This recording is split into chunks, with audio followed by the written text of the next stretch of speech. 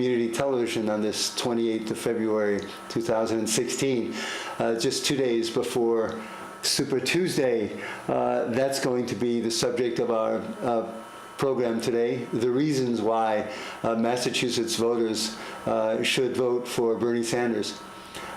It's an easy choice, as the ad campaign that Paul Stephen Stone put together for Bernie Sanders will be presenting his arguments for a vote for Bernie Sanders and discussing one after another the topics that he presents. Of course, the primary question for many voters is Hillary or Bernie. There's a reason why Hillary Clinton would not be my choice, and many voters, increasingly numbers, are beginning to ask exactly what position does Hillary Clinton take on issues from which she's flip-flopped for years. Questions of gay rights, questions of workers' rights, the function of big money in politics, for instance, that she has Wall Street and very large banks donating millions, tens of millions to her campaign, whereas Bernie Sanders has his campaign donations put together by 3.5 million small donations. It's a difference between two individuals that have a completely different outlook on the political process. Bernie Sanders started out as mayor of Burlington, Vermont, and worked his way to the Congress and then to the Senate, supporting bills time and time again, which augmented workers' rights and the equality for the poor and working poor. This is essentially the same position that Sanders has had since his days as a student at University of Chicago, where he led demonstrations to desegregate dorms at the University of Chicago, and then marched with Martin Luther King to Washington. Sanders has continually taken the position of the poor and working poor, demanding changes in legislation so that the $15 minimum wage will be put in place, health care, universal single-payer health care, and many other aspects, voting against the war in Iraq because of the lack of evidence supporting such a destructive move.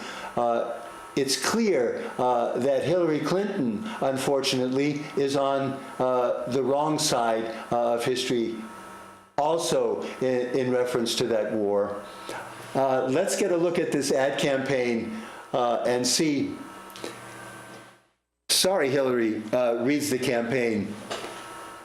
Your supporters on the Democratic National Committee can do their best to bury the Democratic presidential debates on low viewership nights and rarely watch cable networks, but they can't hide the fact that the middle class is taking back the political process.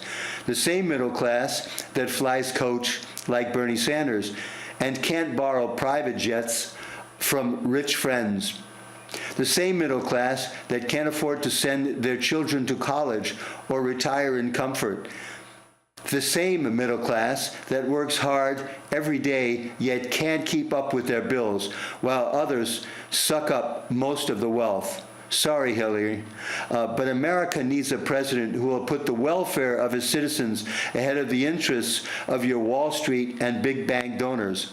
There's a reason why Bernie Sanders is winning the hearts and minds and $3 donations of the middle class. It's because we believe in Bernie. That's precisely what Paul Stephen Stones has said in one part of his ad campaign, bringing up one issue after another in reference to why it makes sense to vote for Sanders on Tuesday. Let's get a look at another one of his ad positions here.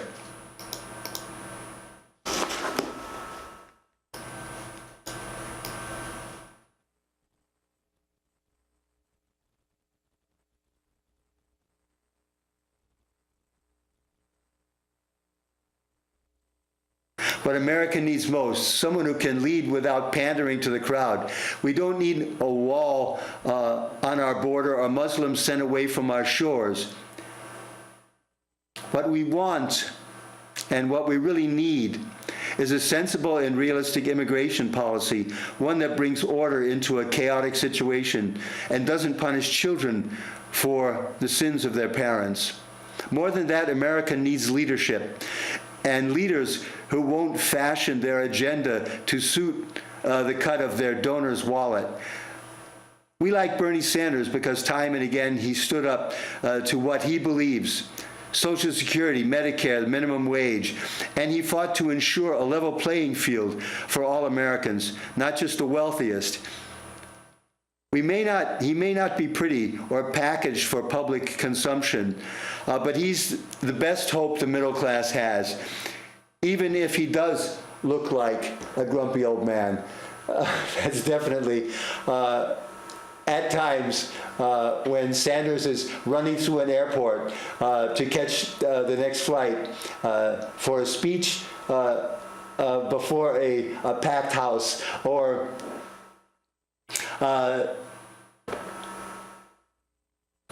other events, he does look like a grumpy old man. But to be sensible and realistic about this, Sanders is just an incredibly interesting politician. Let's get a look. Liars, high flyers, and bare greed. As Bernie says, the current system of campaign finance in this country is utterly corrupt.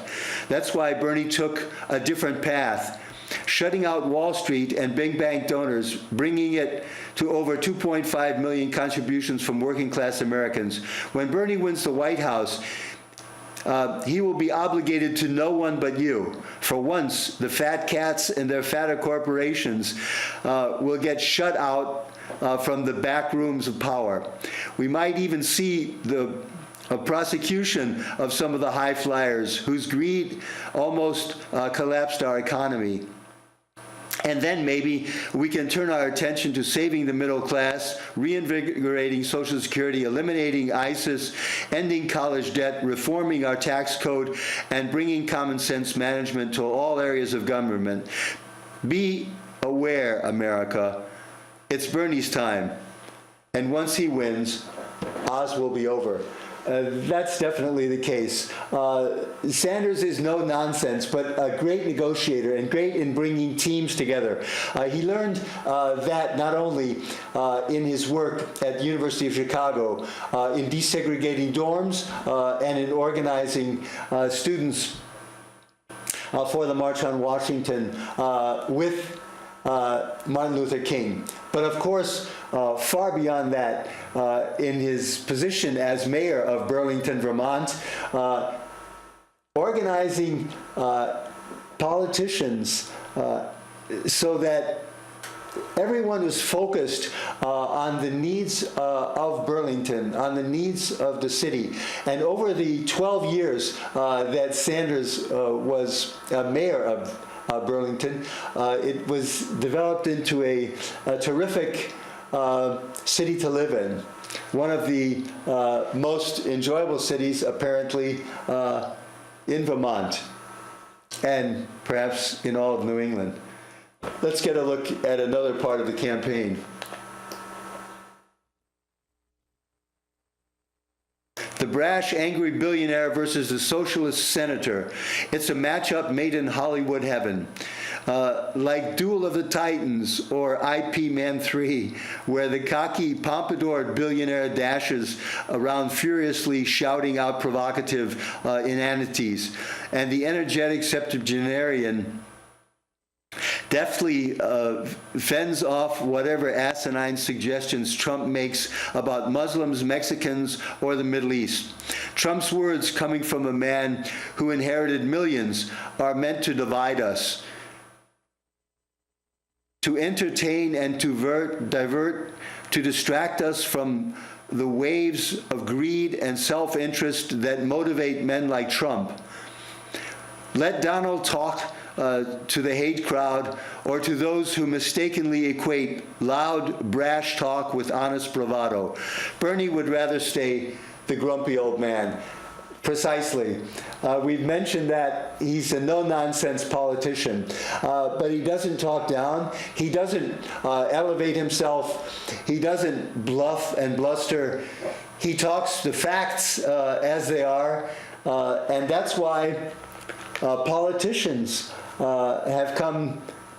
have worked across the aisle with Sanders, not only in the House of Representatives, but in the Senate, where he worked very successfully with the Veterans Administration to pass one of the most comprehensive veterans bills since the Vietnam War. This is Sanders' forte and something that he's passionately involved in continuing. We've read that about Bernie's donors, and this from MoveOn.org is interesting as well. With their unqualified endorsement of Bernie Sanders for president, sorry, Hillary, but only 21% of MoveOn.org's members voted for you to give you the progressive organization's endorsement, while a robust 79% were decidedly feeling the burn.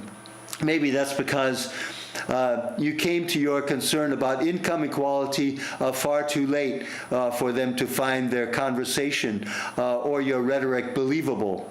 Then again, the fact that you and Bill have amassed personal assets of $140 million compared to Bernie's $330,000 makes it hard to believe that you can still relate to those struggling to build a life rather than those struggling to build a fortune. That's the reality.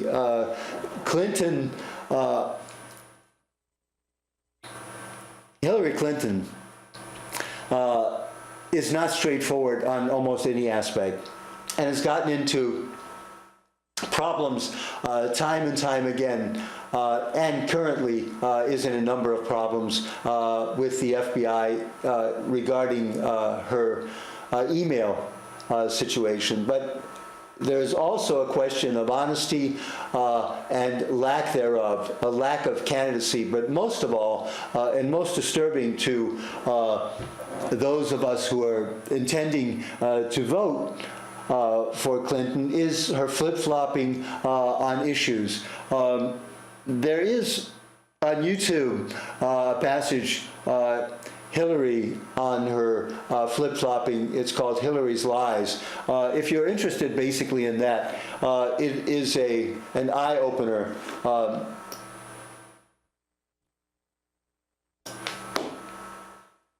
Here's one in reference to Sanders. Let me get that squared here, right there. What makes Bernie's blood boil? Income inequality, 10% of the population owning 90% of the wealth. Bernie calls it the great moral issue of our time, but also the great economic and political issues facing America today.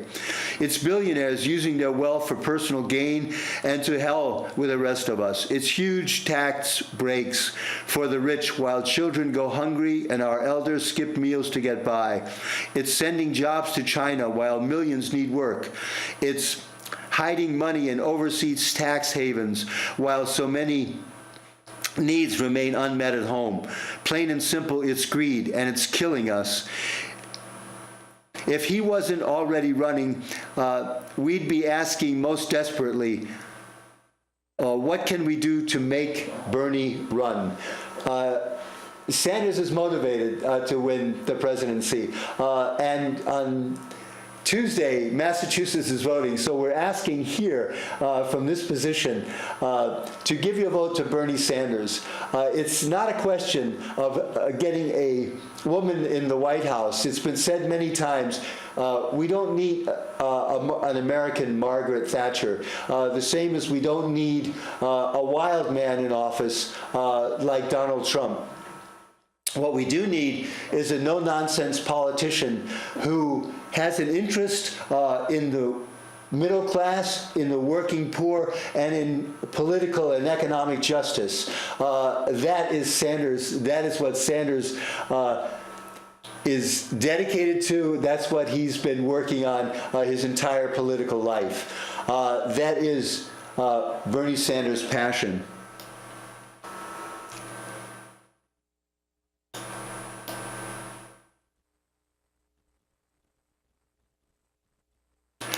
Bernie Sanders. Bernie Sanders knows Republicans can't be trusted to run this country. The last Republican administration left the American economy on life support and the Middle East in turmoil. How many American soldiers died fighting in Iraq? It's more than 5,000. And for what? We still don't know. How many billions that could have been used for education, college tuition, or Social Security were thrown away in that unnecessary war? Actually, about 17 trillion. And how many Americans lost their jobs, their homes, their retirement savings, and when our economy collapsed? It will take more than a mere president to beat back entrenched Republican interests to secure prosperity and opportunity for all. We will need a fearless wild elephant trainer or a grumpy old man. This is a particular good, well-formulated ad campaign that Paul Stephen Stone has brought about. You can find it on the internet. And it's very interesting for a number of reasons. It's interesting because the fact that Sanders knows precisely what the Republicans are doing wrong.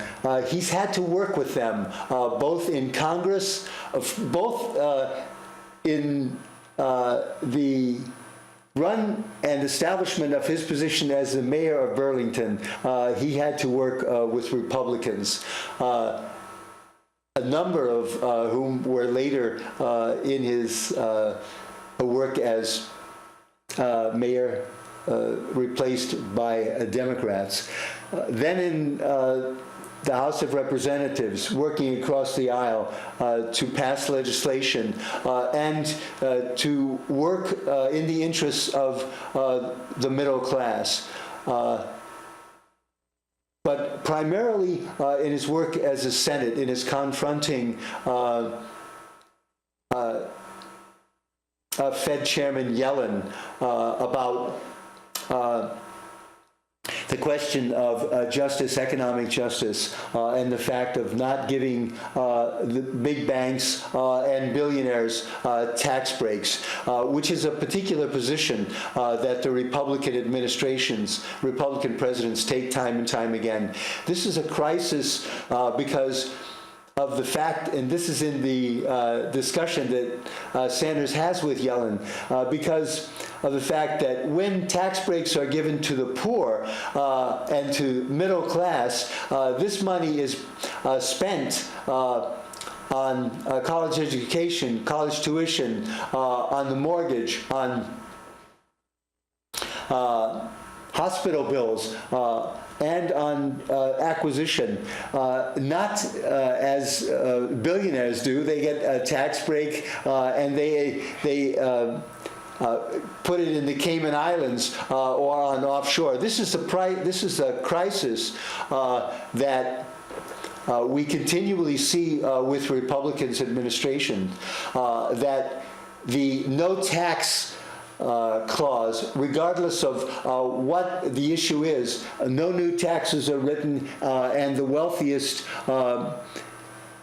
Americans are protected from any tax whatsoever. That is an oath that Republican politicians are told to make. And they are very serious about preventing any new tax whatsoever.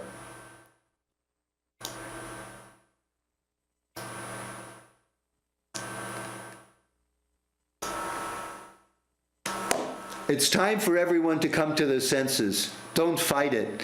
Let it take you over. This is how a prairie fire starts. Small at first, perhaps just a few cinders blowing in the wind, but then suddenly all around, everything is on fire. Brush, trees, grass, all aflame. So there's no obvious way in or out. Just the entire visible world on fire and sending up smoke. And so it is with Bernie Sanders' campaign, fueled by millions of small donations and a vast community of like-minded Americans, young people who can't afford college, older people who can't afford 3 meals a day, fast food workers who can't afford anything, African Americans afraid for their children, grandparents afraid for their grandchildren's future. And so it goes. And so Bernie's campaign grows. Want some advice? Stand back, or you might get burned. This is allegorically speaking, of course. When we say on fire, and Sanders is on fire for you, that's basically got to do with his work ethic. Sanders is someone who believes in a 12, 14-hour day. You can see his energy in the campaign. You can feel, that's where the slogan comes from, feel the burn. The reason for that is Sanders is passionate about the work that he has been doing for the last 38 years. It has to do with his work in Burlington for the people of Vermont, in the House of Representatives in Washington, D.C., again, passing legislature for the people of Vermont and for the working poor in Vermont and beyond, and of course in the Senate. Sanders is someone who understands very clearly what is necessary to pass legislation and to get work done in the interests of the majority. Bernie Sanders ain't looking to pick a fight. If you want swagger or bellicose rhetoric, look elsewhere. Bernie believes in diplomacy. He's seen the damage war can bring, and he's always the always present danger of escalation when American troops are sent into a crisis. While other candidates may talk about carpet bombing civilian populations or sending troops overseas in a show of American strength, Bernie would rather talk about America's real strength, its people, its innovation, its commitment to justice, fairness, and economic opportunity for all. With a defense budget equal to the combined budgets of the next 8 largest defense spenders, America has an appropriations addiction, spending billions on weapon systems more appropriate for a Cold War than for a war on terrorism. We don't have to reduce our military's effectiveness when we reduce its allowance. We just need to spend wisely, stay out of unnecessary wars, and elect a president who's an anti-war monger. That's precisely what Sanders is. And Stephen Stone's idea that, and recognition that the budget of the United States military is so large that it would encompass 8,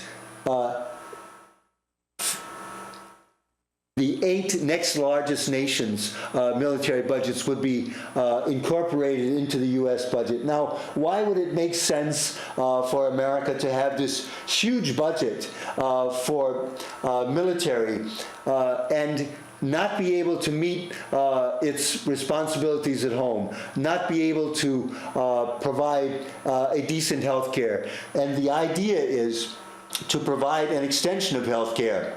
Now that the Obamacare is in place, the idea is to extend it, to improve it to be a single-payer health care, so that everyone, man, woman, and child, is included in this health care, and that this can be done for a cost that is reasonable.